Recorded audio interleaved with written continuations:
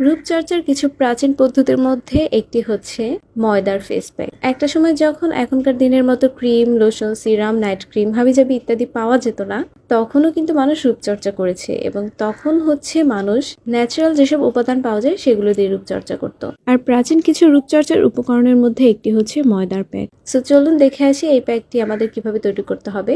আমি এখানে 1 চামচ পরিমাণ ময়দা নিয়েছি এবং ময়দার সাথে অ্যাড করছি সামান্য পরিমাণ হলুদ, 2 চামচ পরিমাণ টক দই এবং হাফ চামচ পরিমাণ র হানি।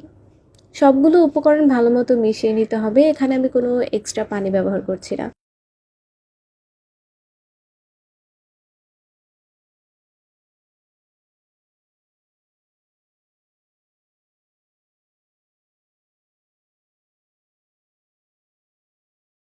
প্যাকটি তৈরি হয়ে গেলে একদম পরিষ্কার স্কিনে এটি মাখিয়ে রাখতে হবে 10 থেকে 15 মিনিটের জন্য।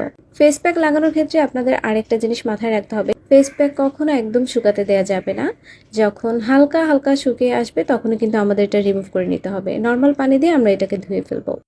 ময়দার ফেস প্যাকের কিছু উপকারিতা আপনাদেরকে বলি।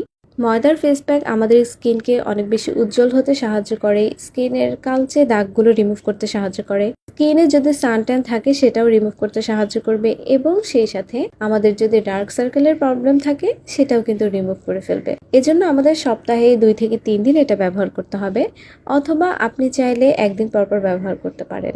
তাছাড়াও এটা আমাদের স্কিন থেকে ডেড সেল রিমুভ করতে সাহায্য করবে এবং স্কিনকে ডিপ ক্লিনজিং করতে সাহায্য করবে।